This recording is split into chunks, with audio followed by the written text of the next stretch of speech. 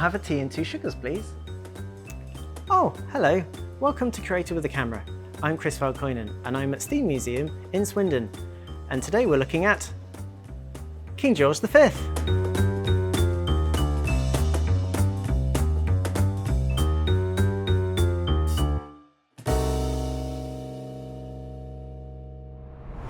Swindon.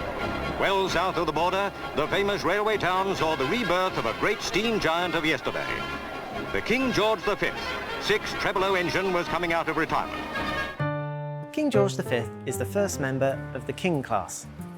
Built in June 1927 under the direction of Charles Collett, the then Chief Mechanical Engineer of the Great Western Railway, the design was a development of designs that had started under Churchward, going back to the Saints and Star classes at the very beginning of the 20th century.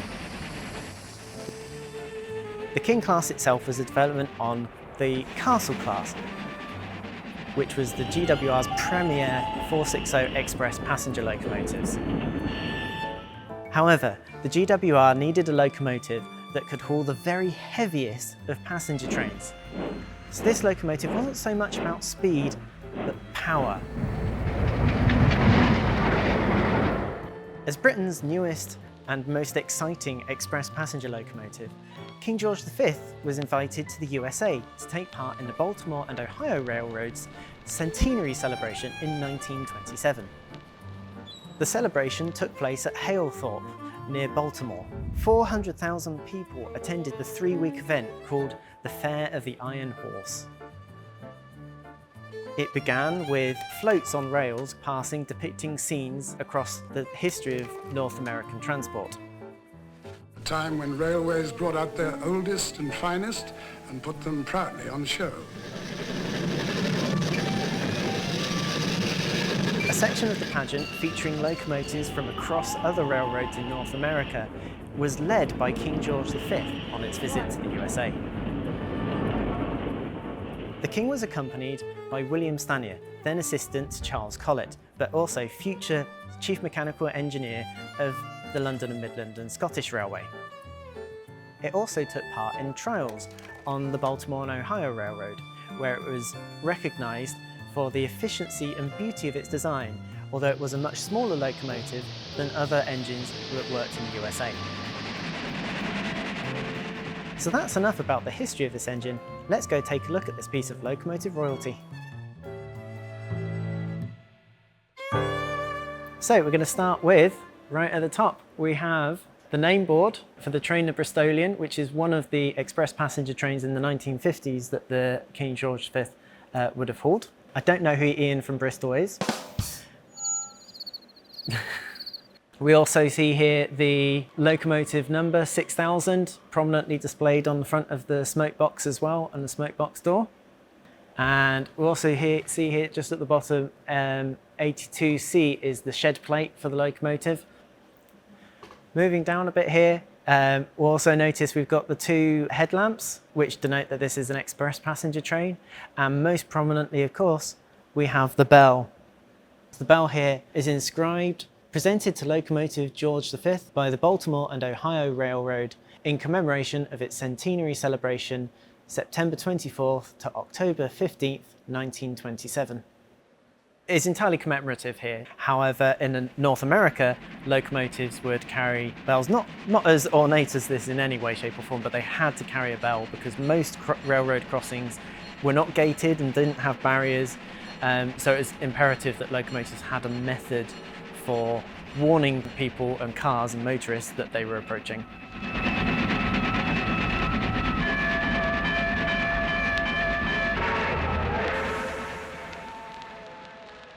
So here, starting again around the side of the locomotive, first off, at the top there, that beautiful copper of the chimney. So this is a double chimney, which you can tell by its oval shape. So the double chimney was a later addition to the locomotive to improve its performance. A double chimney had 2 blasts of steam that came up from the cylinders, increasing the area that was in contact with the air within the smoke box, which increased the vacuum that's created within the smoke box that draws air through the fire, therefore improving the heat of the fire and the performance of the locomotive. Another feature down here, throwing back to Anthony's video on Lodestar, we have exactly the same situation going on here. So we've got a 4-cylinder engine, 2 cylinders on the outside and 2 cylinders hidden well in the inside down there. And the cylinders here, again, all about getting the maximum power. So they really are the largest possible cylinders that could be fitted on these locomotives. So these cylinders are so large, in fact, that if this locomotive was to run on the main line now, those cylinders would almost certainly foul platforms because the loading gauges have changed slightly over time. So the 2 other locomotives that are in preservation have had their cylinders changed to a slightly smaller version. However, our locomotive here still has the original larger cylinders. Have you ever tried to imagine a world without wheels? And have you ever thought of the meticulous care that must go to the making of a wheel, especially a railway engine wheel? So this locomotive is a 460. So at the front we've got the bogie carrying the 4 wheels at the front, and then we've got the 6 driving wheels here. The driving wheels are an important feature of this locomotive.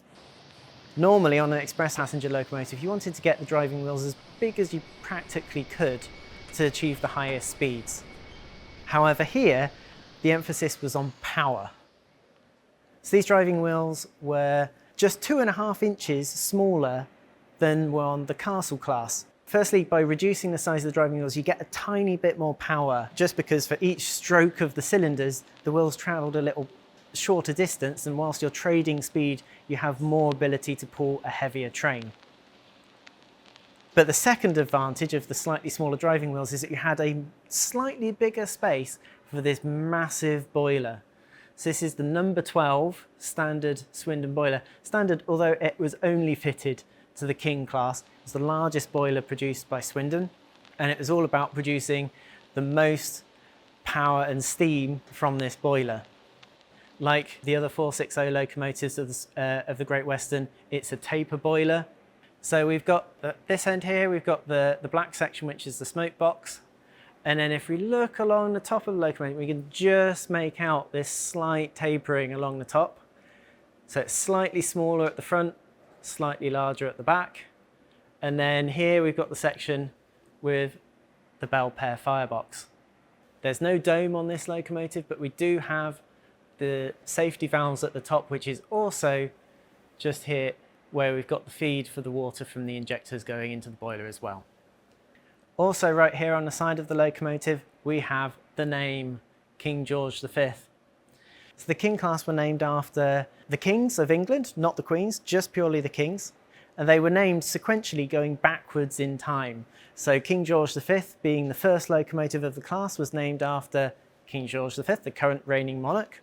And then each subsequent locomotive was named after the preceding king. What did then happen was when, during the life of these locomotives, 2 new kings came onto the throne, and each time that one did, the last locomotive in the class was renamed for the new monarch. So moving now along a little bit, we're getting towards the cab. A couple of really interesting details to look at here. Firstly, these 2 medals, which are fixed to the locomotive, these were also presented to the locomotive alongside the bell. We can just make out here the small locomotive on there, which I think is the Tom Thumb, which is the first locomotive on the Baltimore and Ohio. And here we have one of the much larger locomotives contemporary to the Baltimore and Ohio in 1927.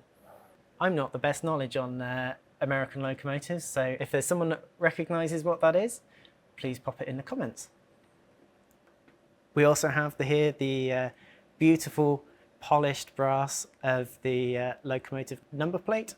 Now this here is the double red route restriction. That was the most restrictive restriction for any GWR locomotive, and it's because this locomotive's axle weight was so high, and that meant there were a lot of bridges that it couldn't travel over because it would risk causing damage to them.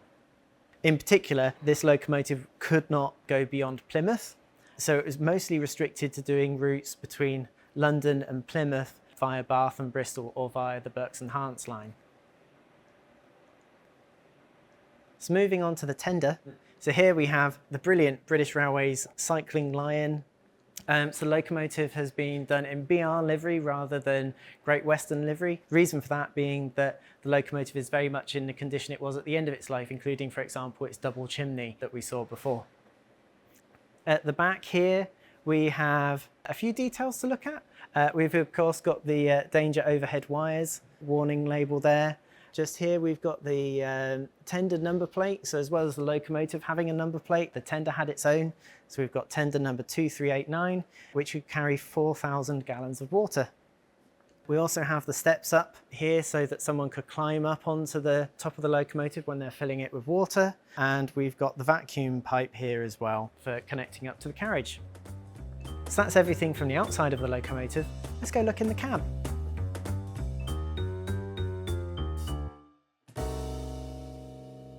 So here we are in the cab of King George V. If you've already seen our City of Truro video, then you might start getting a bit of deja vu here. This is, like every GWR engine, a right-hand drive locomotive, so fireman's controls are on the left and driver's controls are on the right. So starting off with the fireman's controls, right here at the top we've got the injector steam valves, which were turned on to bring the water up into the boiler using the injectors. Very similar arrangement here to City of Truro and Lodestar. Just to the left, we've got the controls for the steam heating. So we've got the steam heat regulator there. The fireman being responsible for providing steam to the carriages to keep them warm in the winter. Also important gauges here, all in the same place for the fireman in one convenient location. So at the top we've got the pressure gauge for the boiler. Underneath we've got the steam heat pressure gauge, so that tells you what kind of pressure you needed depending upon how many carriages you were pulling on your train. And here we have the boiler water gauge. So being a GWR engine, we just have the one water gauge here, not the two that you would see on locomotives from other companies. Moving downwards a bit further, here we have the fire hole door, and we've got firstly a double door situation going on here. So we've got the two doors that move inwards using this lever on the left.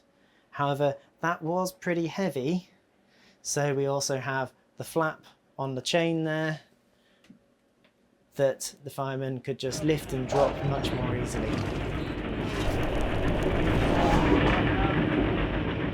Just down here on the left we have the slacker pipe just underneath the fireman's seat. Slacker pipe just used to wash out the cab, keep it clean, and also keep your coal nice and wet so that you're not getting covered in dust. So some of the other features going on in the tender. First off, quite prominently here actually we have our two toolboxes where we could store equipment. We also have, unlike some of the other GWR engines we've looked at, we've got these doors here which would keep the coal from tumbling out onto the footplate too much, but a nice big gap underneath to get your shovel in.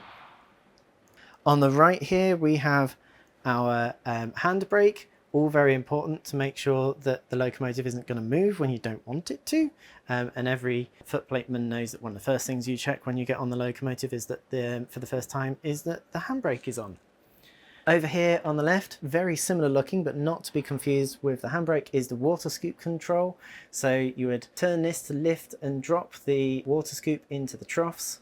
And directly behind it, we have the tender water gauge, so that you could check how much water you had left. If that's getting too low to the bottom, you're going to need some more water.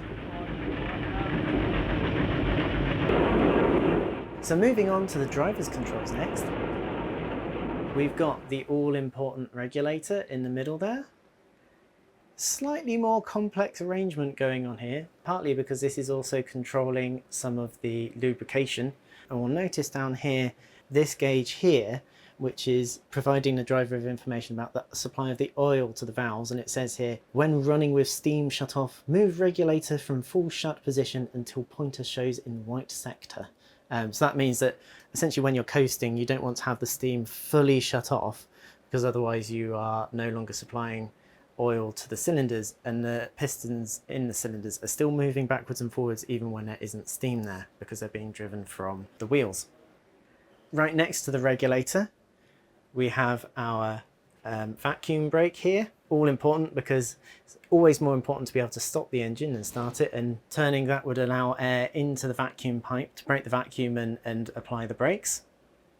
And connected to that up there, you have our vacuum brake valve there, so we can monitor what's going on with the brakes. Another important feature going on at the top of the engine here, we have these chains moving across. We can just make out.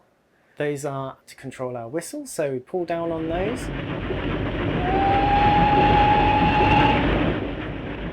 We have two sets of chains here because there are two whistles on a Western engine that were used to provide different whistle codes. Also right next to it here we have a vent, so this is one of the comforts for the drivers in here. We have a second vent that's closed on this side just to let some of the heat out, because this, especially in the summer, this could become a very hot space. We've got the blower valve, important to make sure that if we're heading through any tunnels or under any bridges that we're not going to have any blowback with air coming through the boiler and into the firebox, forcing the fire into the cab, which would be a very unpleasant experience. And then moving down here, one of the features that we see on this locomotive that we don't normally see on our steam locomotives is a speedometer, or a speed indicator. Speed indicators were fitted on locomotives a little bit later, but for the majority of the steam locomotives that worked the UK, you never actually had any way for the driver to know exactly what speed the train was doing. They just had to judge it, either from passing of the mileposts and timing them, or just getting a sense of what speed the engine was doing. Next we have the screw reverser here, providing control over whether we're travelling forwards or backwards. And the final feature that we're going to pick out here is the ATC bell here. So the GWR having its own form of automatic train control, but it was essentially a warning system that would let the driver know if he'd passed the signal and could apply the brakes if he wasn't paying attention. And that is about it for our tour around the cab of King George V.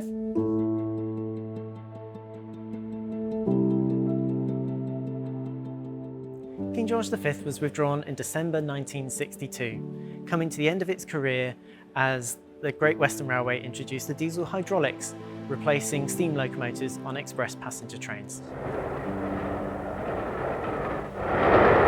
There was never a more powerful 460 locomotive ever built in Britain, making King George V the king of the 460s.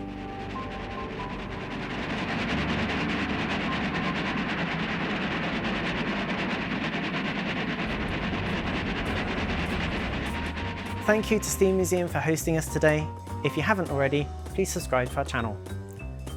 Is that tea ready yet?